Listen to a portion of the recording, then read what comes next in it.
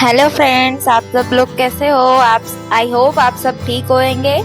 मैं लास्ट कल पहुंची थी कि मैं रूम पे पहुंच गई थी, गांव से आई थी और मैंने आपको कहा था कि मैं रूम पे गई और मेरे साथ हुआ। मतलब मैंने क्या हुआ था आपको बताओ।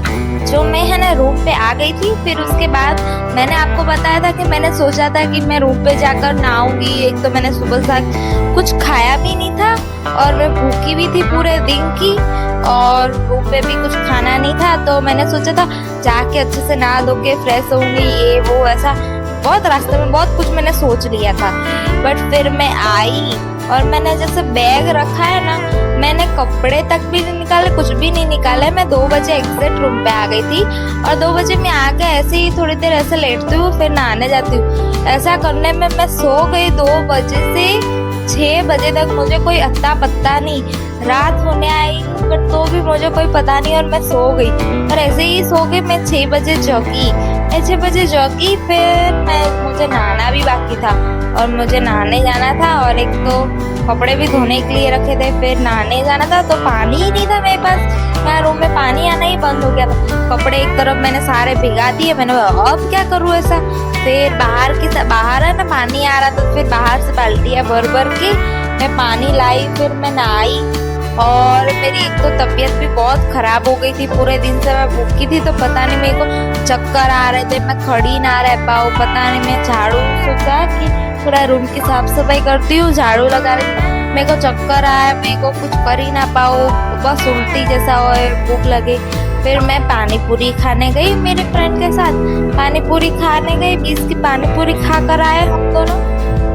फिर उसके बाद मैं वापस आई तो भी मेरे को पता नहीं क्या हो गया, मैं मतलब एकदम से बीमार सी हो गई थी, पता नहीं गर्मी की वजह से। अभी तो बहुत धूप है ना, तो और एक तो इतना मैं नींद भी पूरी नहीं होती थी, इतना घूमना फिरना हो गया था। तो फिर मैं वापस रूम पे आई, मैंने पानी पूरी खाया तो भी मेरे को ऐसा ही कोई पता नहीं, मेरे को ठंड लग रही थी इतनी गर्मी में। मैं तो ओढ़ के सो गई। फिर मैं इतना वो कर रही थी, मेरे को सर दुख रहा था, पैर दुख रहा था। फिर मेरी फ्रेंड ने मेरे को थोड़ी पैरों में मालिश करके दी, तो भी फिर उसके बाद फिर उसने आम रस वो लेकर आई। फिर उसे खाना भी नहीं हो पा रहा, कुछ नहीं, कुछ काम ही नहीं हो पा रहा। फिर मेरी फ्रेंड ने खाना बनाया, फिर तो भी सोचा कि मैं रोटी बना देती हूँ ऐसे करके। तो मैं रोटी बना रही थी, तो बनाते बनाते लास्ट की 3-4 रोटी रह गई थी, तो मेरे को रोटी बनाते बनाते चक्कर आ रहे थे। तो फिर मैंने नीचे बैठे बैठे रोटी को बेला और मेरी फ्रेंड ने रोटी सेकी ऐसे ऐसे करके। फिर मतलब बहुत मेरी तबीयत खराब हो गई थी और मेरी मेहंदी की वीडियो भी बनाने की होती थी। फिर मैंने हिम्मत से खाना खाया, अच्छे से खाना खा के झाड़ू पोछा बर्तन किया। उसके बाद मैंने बड़ी हिम्मत से मेरी मेहंदी की वीडियो बनाई, क्योंकि मेरे लिए मेरा काम भी जरूरी है और आप लोगों को मुझे मेरी स्टोरी भी बतानी होती है, इसलिए मैं उत्साहित थी उसी चीज़ में। फिर मैंने खाना खा के अच्छे से मैं खुद को ठीक करके मैंने फिर वीडियो बनाई मेहंदी की। फिर उसके बाद मुझे वैसे मेहंदी की वीडियो बनाते बनाते है ना 12-1 तो बज ही जाते हैं, क्योंकि है ना मैं जॉब पे से आकर बनाती हूँ ना वीडियो वगैरह, इसलिए मुझे टाइम भी लग जाता है। खाना बनाना, झाड़ू पोछा बर्तन करना, तो भी मैं कपड़े रात को भिगा देती हूँ, सुबह में धोती हूँ। सुबह में भी वापस से खाना बनाकर, और दूसरे दिन तो मुझे जॉब भी जाना था। वैसे तो मैं आना जाऊँ ना तो दोपहर को निकल सकती थी, शाम को आ जा सकती थी, बट क्या मैंने सोचा थोड़ा मुझे जाके आराम मिलेगा, इसलिए मैं जल्दी आ गई।